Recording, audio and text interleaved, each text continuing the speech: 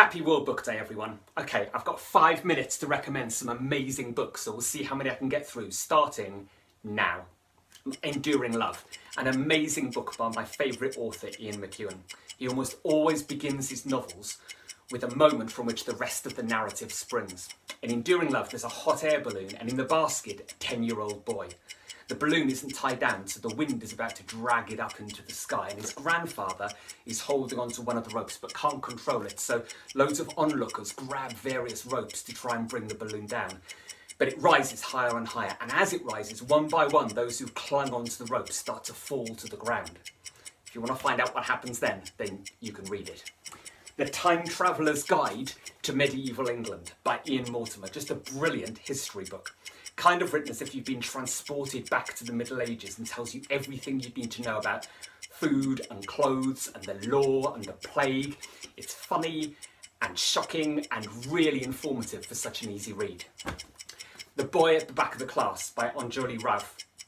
I know adults who've loved this and 12, 13-year-olds. It gives a child's perspective on the refugee crisis. It's about friendship and kindness and a boy called Ahmed who's sitting on a chair at the back of the class that used to be empty. He doesn't talk, he doesn't smile, he doesn't even like lemon sherbet sweets, but he's got an amazing story to tell. Watching the English by Kate Fox. It's an incredible pop psychology book looking at just about every aspect of English behaviour of English people. You know how English people are obsessed with queuing, for instance? Well, she spent a year deliberately pushing into queues to see how people would react to all the tutting and the huffing. She talks about the idea that when men are talking to each other, it always degenerates into a competition about who's got the biggest or the best, and she calls it the mine's better than yours rule. There are sections on the way we work, the way we drive, the way we talk. It's very readable, and it makes you spot behaviour around you that you might never have noticed before. Brilliant book.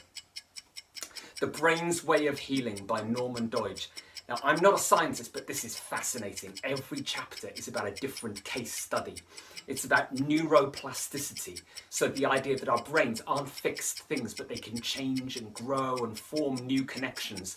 So that apparently hopeless situations and diagnoses can lead to recoveries that you'd never have thought possible. I was drawn to it because my grandfather had Parkinson's disease, and there's a chapter in it about a man who manages to fend off his Parkinsonian symptoms through obsessive exercise. But loads of really amazing chapters, definitely worth reading. Metamorphosis by Polly Morland. It's a book about change. Again, every chapter is a different story.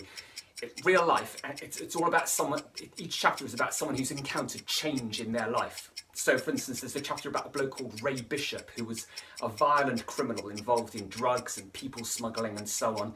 And he went to prison, and while he was there, he completely turned his life around. He got clean, he got a first-class Open University degree, I think he got a master's in psychology as well. And then about 10 years after coming out of prison, a completely reformed character, he started writing his memoirs, which jogged the memories of some eyewitnesses to another crime he'd committed 20 years before, so 10 years before he'd even gone into the prison in the first place. And he ended up going back to prison for another 5-year sentence. But it's just one fascinating story after another, but bits in between as well that make you think about how and why we change as people. The Culture Map by Erin Meyer, great book. It's all about miscommunication between people from different cultures. My favourite bit is where it talks about what most people around the world hear when British people speak. So when British people, for instance, say, with all due respect, what we really mean is, I think you're wrong. Or when we say, I'm a bit disappointed, that what we really mean is, we're really upset and angry.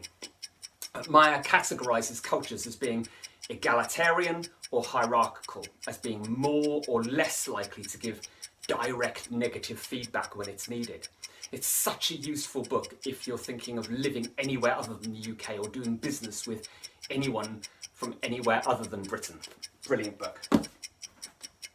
The Mayor of Casterbridge. If only we had time for The Mayor of Casterbridge by Thomas Hardy. It begins with a man getting drunk and selling his wife. Or if only we had time for Love Does by Bob Goff. He arranges business meetings in Disneyland because he thinks that the meetings will go better if he's surrounded by Mickey Mouse and Donald Duck. Or if only I had time to recommend Purple Hibiscus to you by Chimamanda Ngozi Adichie. She's the person who wrote Danger of a Single Story that you might have read for your IGCSE. It's about 15-year-old Kambili who finds out about how different families can be. It's about a book about love and hatred and life. It's World Book Day. Go and buy a book.